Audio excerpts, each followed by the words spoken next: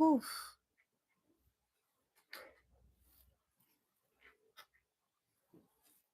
Oof.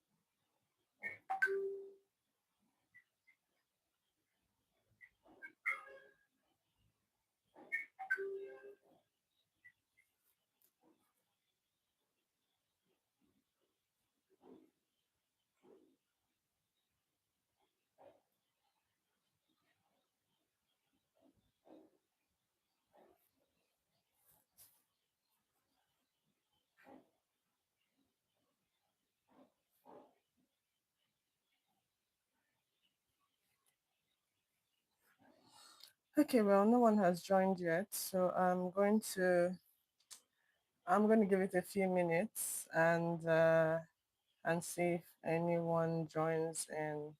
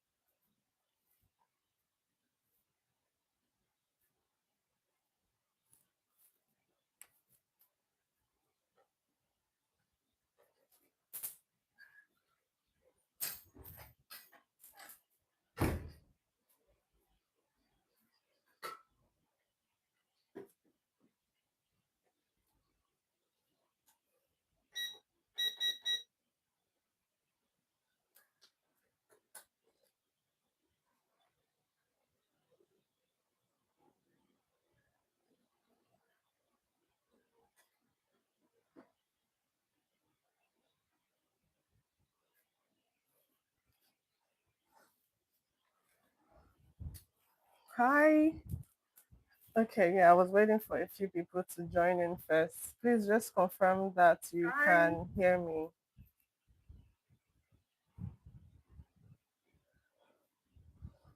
If you can hear me, just drop it in the chat.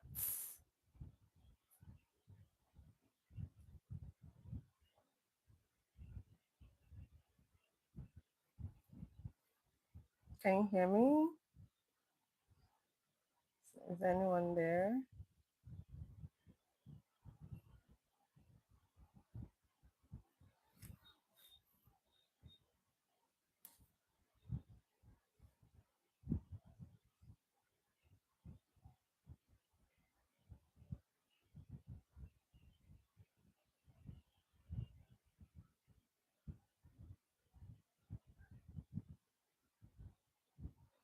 Can someone confirm that they can hear me so we can get into it? Please, please, please, please.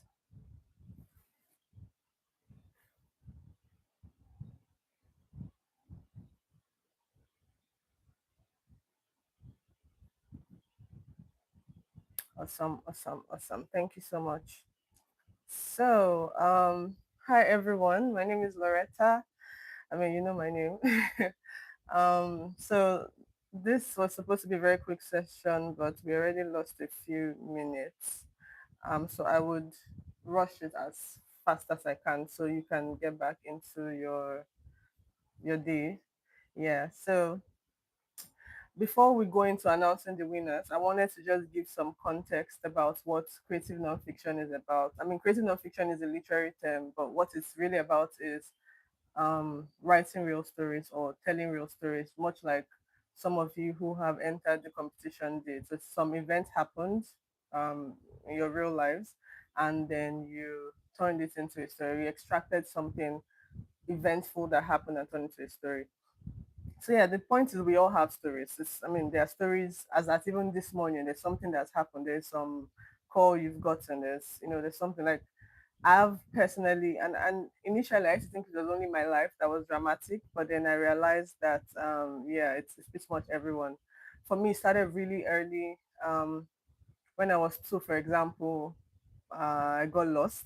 Like I was wandering, and just I was so my parents were very much distracted with a sick child, and so I followed the neighbor's daughter to, like, she was trying to cross the road. I crossed the road with her. She didn't know I was behind her. Long story short, an entire search party had to look for me, and then they found me on a table with a bunch of old people, and they were clapping for me and I was dancing.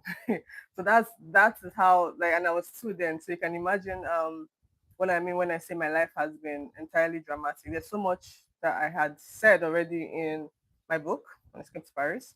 But like there's even so many more stories that I cannot even say until I'm probably until another maybe 20 years because of how crazy they are. So the point is we all have stories, and the issue is usually that many of us are not very, like, we're not particularly good at observing them. Maybe something bad happens, and what we do is we just like immediately, oh, thank you. I'm just saying the comment, the artwork. Yeah, so we just immediately move past from the story. So and I say story broadly, so it could be, losing a friend. I lost someone who was my best friend, from secondary school. She was trying to cross the road. She had an accident and she died on the spot.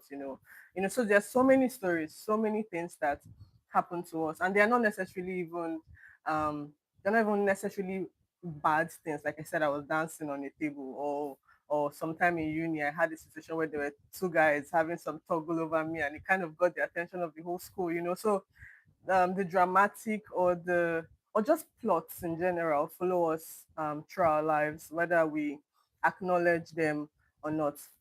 Now, I personally did not grow up reading fiction. So when I discovered creative nonfiction, I realized that, oh, I have been doing this thing that they call creative nonfiction for a long time.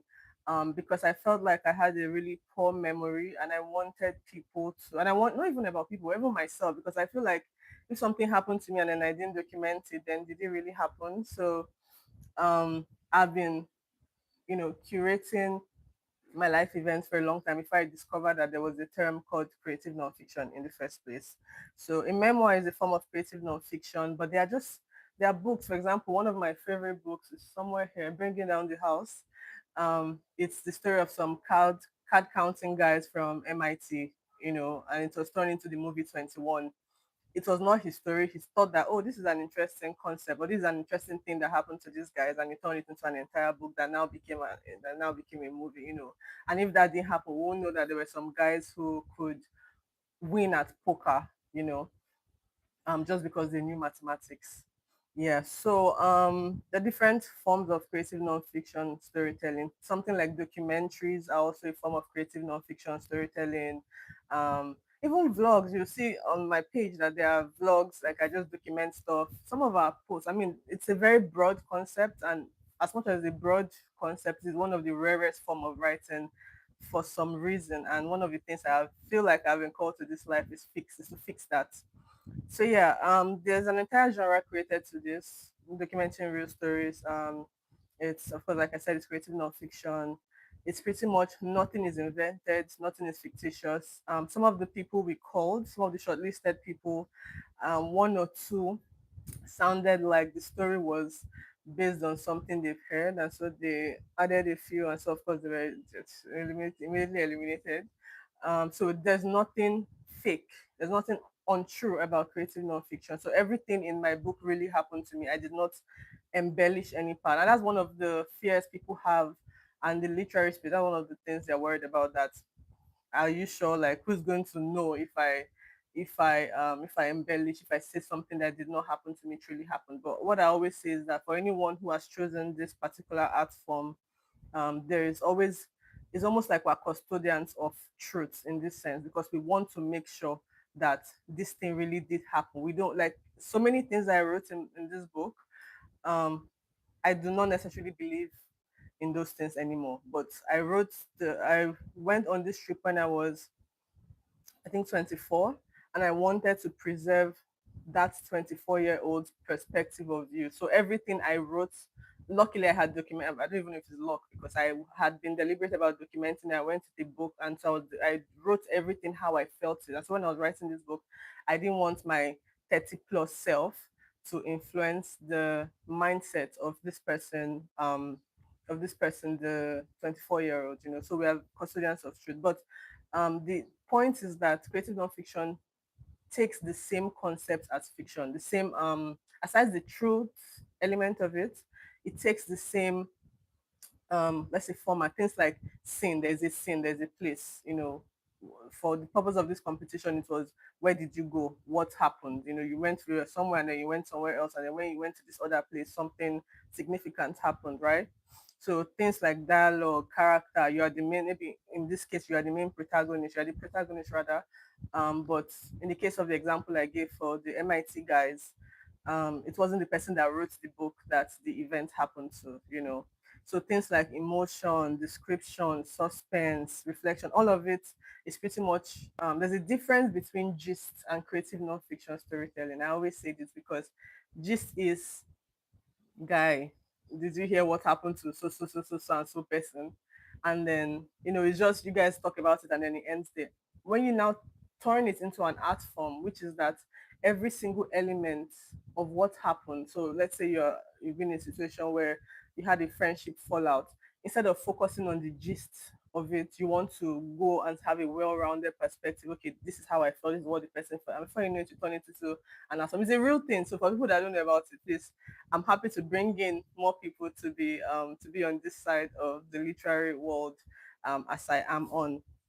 So yeah, I'm doing all of this to set the foundation because I know when we announce the winners, so honestly, I had challenges from both the judges side. I know they are faceless judges, but if you go through any of the press releases, you see their names. I had challenges dealing with them because some of them also didn't, you know, get they didn't necessarily get the concept, but also have challenges with some of the people who contested telling me that, so you mean my story was not good enough, or all these things I did does not count enough for me to be shortlisted. So I want to give some context, particularly because now I am sure that we're going to have another round next year.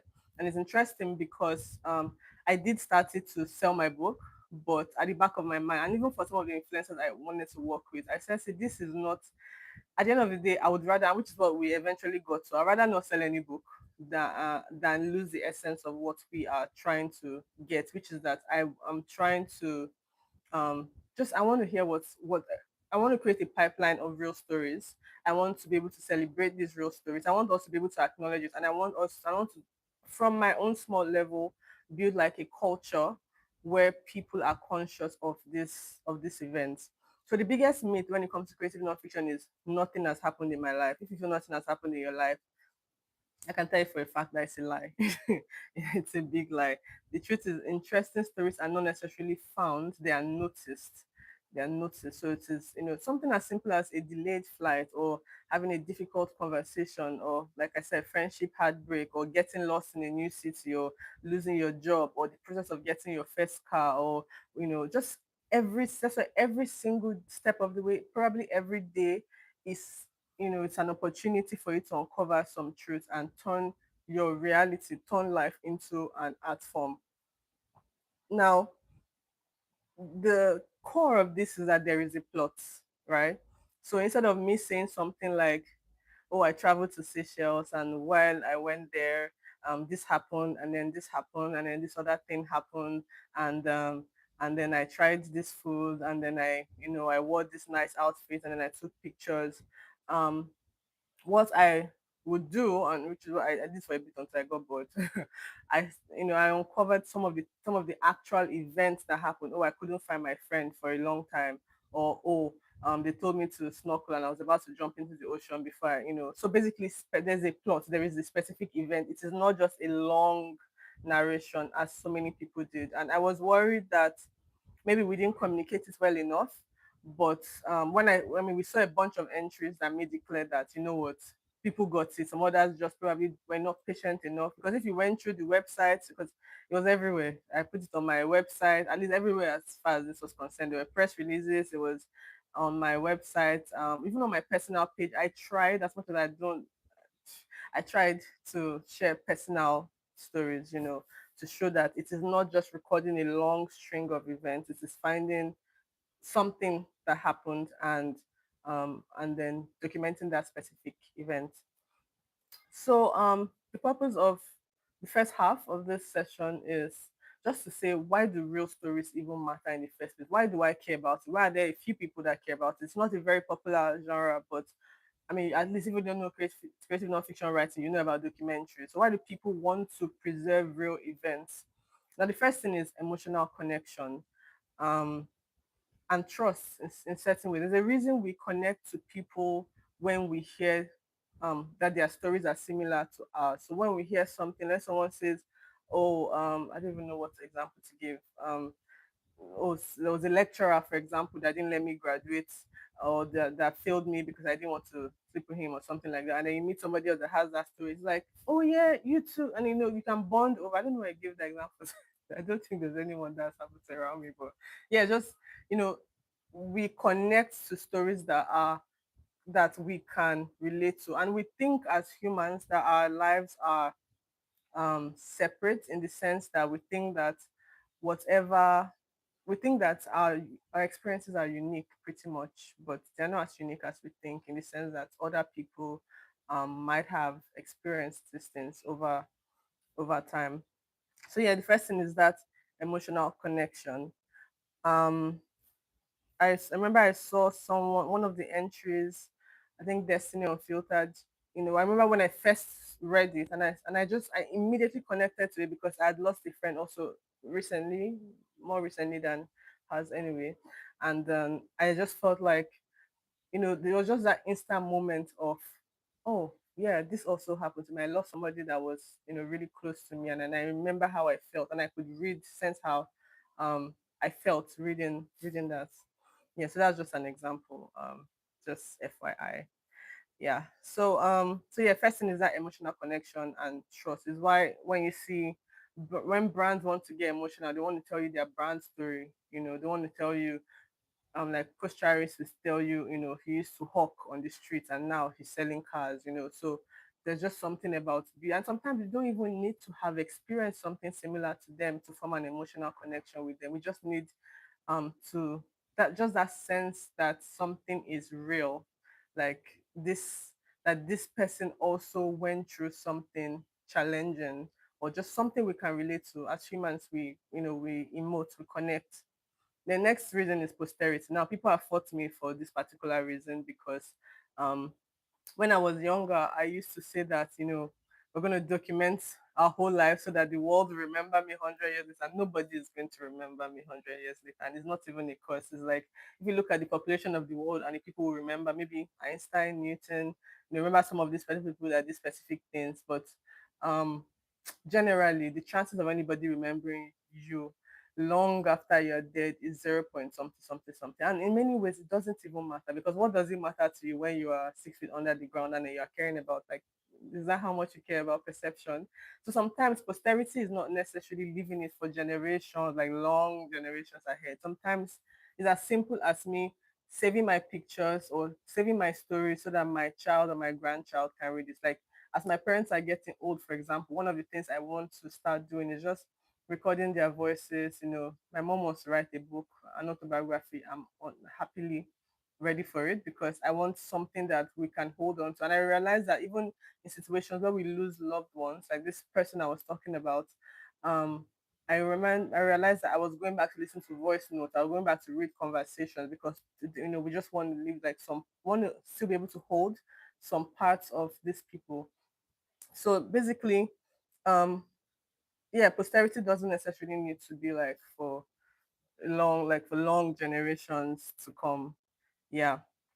Another reason is, yes, for like to isolate important themes. So for example, if people didn't write or document things like slavery, things like racism. As crazy as wild as this thing I'm saying is, if they were not documented, it is very, very possible that the world moves on from it. Like we forget that they happened, and in forgetting that they happened, we not only lose a part of our history, we don't have enough context to, for you to be able to project into the future. I mean, I'm a data person, so for you to be able to project into the future, you need a lot of history to be able to do that. And so when you don't have that history, pretty much you can't. So you can't say, for you to be able to say, okay, what's happening in Nigeria now? You really have to go back to the past, like what happened before, and how does that translate the to the experience and to the life that we see Nigeria facing today. We have to trace it from the back. Yeah. Um, so isolate important themes pretty much. Whether they're heavy themes like racism or slavery, like I said, or you see people like Malala, if she didn't write about what happened to her, we would literally not know. So just to bring out specific, and even in my book here, I, as much as I did it subtly, so this book was intended to be very soft for people that have read it. If you read it, maybe drop a comment. I don't know, but so it's supposed to be like a soft read. It's an escapist book. I want you to be stressed, and I want you to pick it up, and I want you to feel good after reading it. But for anyone who has read it, you would know that there are mental health themes. So there is anxiety, there's depression, there's escapism to vices, there's just overthinking, just that madness. Even while I mean, I don't know spoilers, but there's a point where I got lost in the book. And in that moment, all the joy that I came to Paris with, all the amazing experiences that I was getting up until that moment faded, and I was back in my head because I immediately had to deal with the same trauma that I went to Paris with. So isolate important and to talk about important themes. Now, there's so many reasons, but I think yes, I think this is the last one we'll do, so that I don't want to waste anyone's time. um, is that because if you don't share your story, someone else will. It's point blank, period. We've seen it in Africa, but even in our individual lives, let's say some situation happened and somebody else is the one doing the explaining for you, somebody else is the one sharing their side of the perception. You just wake up one day and they've painted you out to be the bad guy, like Nicki Minaj says, right? So um, if you don't share your story, somebody else will. If you don't say your side of truth, somebody else will do it for you. In Africa, it is one of the things that taunted us the most because for some reason everyone believes that, at the time, I feel like right now it's fixed. It is predominantly fixed. At the time they'll say, oh, you guys have TVs in Africa, or you guys have, yes, because we are not. And it's not even about saying, hey guys, we have TVs. It's just thinking about us speaking, us telling our stories. The Western, or the West in generally, they painted Africa to be, impoverished, even though there are impoverished parts of Africa, but there are also impoverished parts of the West. If you've gone to any of these countries, you will see there are beggars everywhere. There are, there's wealth disparities everywhere. And for so long, Africa suffered from that. We see that even with, like, down to the levels of exploitation Africa has witnessed is because we did not own our narratives. So they can come and tell you that this country has no gold because they have gone behind the scenes, they've gotten the gold, and now they tell you that, instead of them to say that, because they are the ones that will come again. I'm a data person, so don't mind if I bring all the data examples. Like, you will see situations where some guys from the West will come to some parts of Africa, and then they'll do whatever mining job or whatever construction job they want to do. Then as they are leaving, they'll come up with a report. They'll come, because we are not creating our own reports. They'll come up with a report, and then they'll say that, well, um, this country has X amount of lithium, or this country has X amount of gold. And we, the Africans, the people, we buy the reports and then we believe it's our truth. But did we go on and do the work, and and are able to do it? Particularly now where AI is you tell AI, write me a full book like Chimamanda's book. I mean, or a full fiction book. They will give you a full fiction book. But guess what? Your real stories cannot be taken away from you. It happened to you. It's not going to happen to anybody else. Nobody, no matter what happens, nobody can take it away from you. And I think it's some sort of defiance to be able to say that this happened to me. No AI tool, no technology, nobody from the West, nobody can corrupt my truth, as long as it is true. Because if you lie to yourself, then you defeated the purpose of what it is. So yeah, with this 3 points, I don't want to spend all our time delving into this world of creative non-fiction, right? So now, while we're here, mega story hunts. The idea, like I said, is to help isolate this this real life stories, this real life events. Um, and there's only so much. So personally, as a writer, there's only so much of my personal stories that people want to hear. You want to hear that I did this, I did that. There's so much to life than myself. Life is much bigger than me. And so, in many ways, I wanted to be able to spotlight these stories, find these stories from whatever parts of the world that I can find them, and then spotlight them, right? Um, of course, like so yeah, market hunt is to identify, shed light on these stories, and like I said, create a pipeline for finding the stories. For myself as a writer, as a documentary, I also create documentaries in one of my companies and just create a pipeline for this. Of course, we are not going to use anybody's story. So even if you are a winner of this competition, I mean, the terms and conditions are there on Lawretta.com. Nobody's going to use your story to do any commercial thing. We can run ads, maybe for the purpose of like, so for the ones who have submitted on the page, you can run ads for the purpose of mega story hunts. But I'm not going to write a book and sell the book about your story without coming back to you to say, okay, I think we like your story and we want to do something out of it. Yeah, just for the purpose of a disclaimer. Now, the mega story hunt is is now going to be annual. I just realized that there was no point masking it with my book. It's now going to be an annual competition. So next year we will have something again like this. There will be a completely different theme. And just for the few people who are going to see this video, because I'm not very good at post amplification of anything, but there might also be a festival where every year we all come together for an event, and then we all talk about this story. So pretty much I'm telling all of this so that for the people that have been fighting me, please don't fight me, because if you fight me this year, um, you might now be the one that will win next year. So do not do not come after my life, basically. Yeah, so now let's get into that. I feel I've given good enough context on Mega Story Hunt. Yeah, yeah, pretty much that's it. So now let's get into the basis for the selection, right? Um, Given all these reasons, from the creative nonfiction to the truth telling to Mega Story Hunt now being something that is going to be annual, um, you would understand why we were a little bit strict, or I don't know if the word is strict, just careful with the stories. So at the point, so initially it was just going to be, well, whatever voters decide, and then when that got ruined, it just gives an opportunity to say, you know what, at the end of the day, somebody that might have won based on likes and will have just moved on with it anyway. In this case, we now have a little bit of control, and we're able to say, okay, these are the stories, so that by next year, when we are saying, okay, we want to partner with bigger organizations to have a festival on this, and they say, okay, what are the stories that won last year? We will not be showing some stories that we cannot defend. So we just take as an opportunity to, focus on that. Um, and yeah, given all of this, I'm going to just go into announce the winners so that we can go into the rest of the day. Once again, do not fight me as much as possible.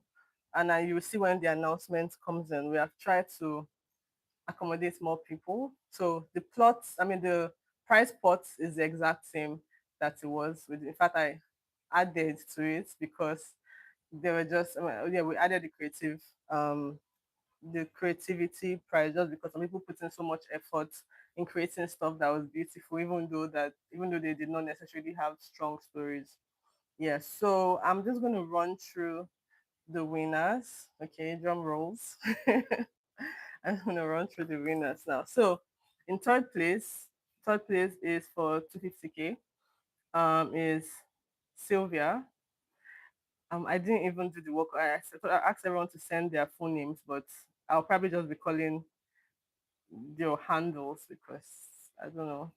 Yeah, but you know who you are. So Sylvia's story was that she traveled to Abuja, and then a random guy on a bike snatched her wig and said she broke his heart and ran away with his money or something like that. But then what even made it more interesting was that one, her name was really Sylvia. Two, when the man showed her the photo of his Sylvia, they had similarities. So they were both fair, they and she could understand why the man would be confused. So it was obviously not her, but she can understand why the man would be confused. There were few similarities. Now, a lot of people, by a lot of people, I mean friends, judges, felt this story can be real. Like this is an immediate. My dad said, well, that's straight lie.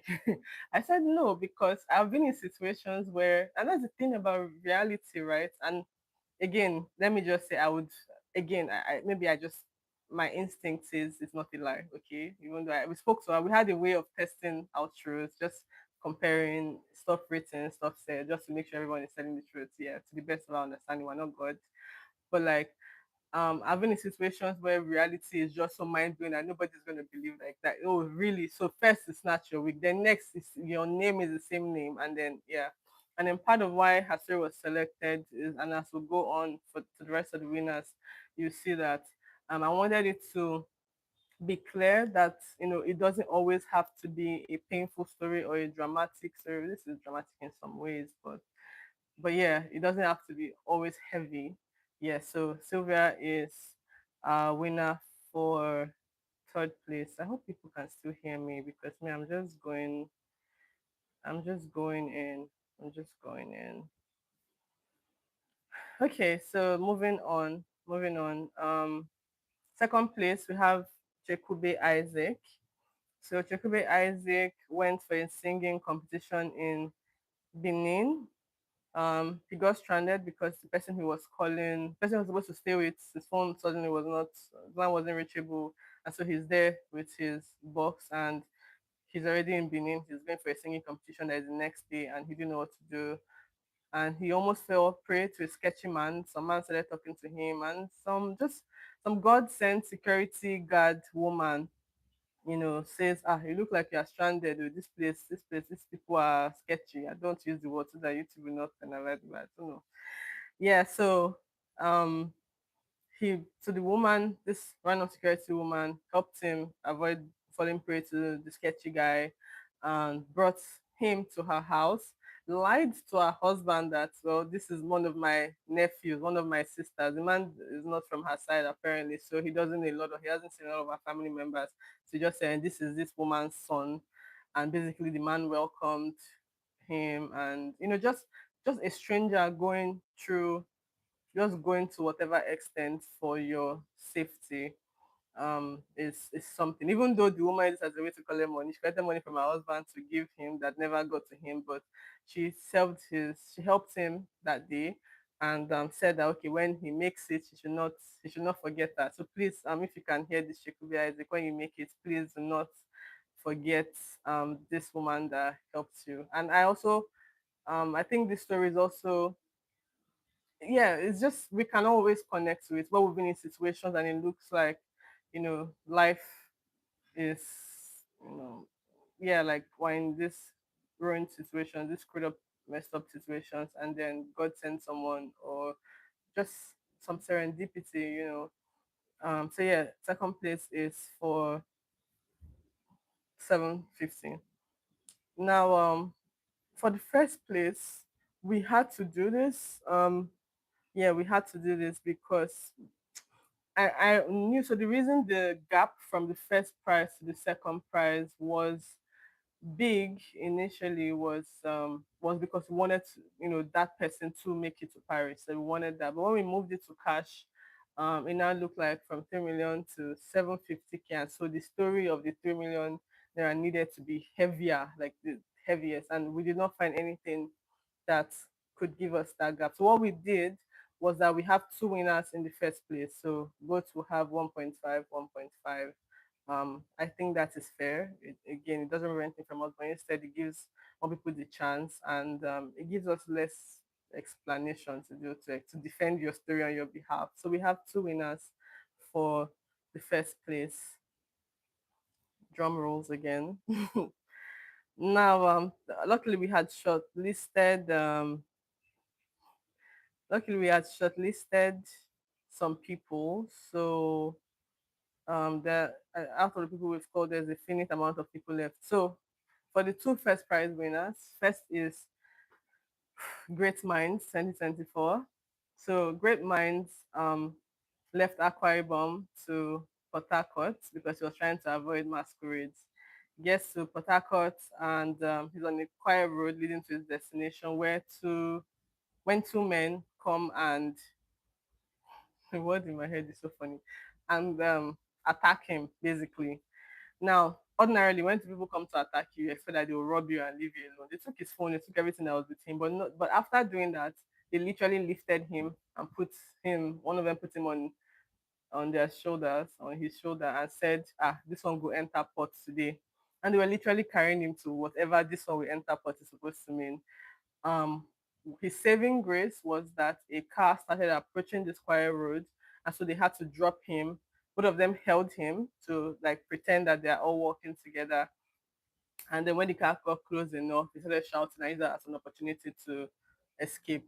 So I don't know what this one go enter port means for sure. But if they've robbed you and they are carrying you and they said they're going to put you inside the pot, then it means something. So yeah, this story is pretty much, again, the focus was not necessarily to extract the heavier stories. It's just plots. Is that a lot of the submissions we received literally had no plot, like no specific thing that happened. It was just a long narration of a trip. So I went here and then I went here and then I went here and then this happened. And so there was no, yes. I'm saying this because a lot of people would come and say, okay, so what happened there? They almost killed him. They almost used it from ritual or something, but it did not happen. But is that there was a plot. There was something that happened. There was So just imagine it, like I've said, after building up the picture of what creative nonfiction is. Imagine any of these winners as a short story. If I was going to write about this, I'm talking about the emotion, wandering, just being there, moving in this dark roads, trying to figure out what they mean by pots. Are they going to actually, kill me? Did they eat people? Did they whatever? Is it for ritual? Is it for actual food? So yeah, that's the first person in first place. And then the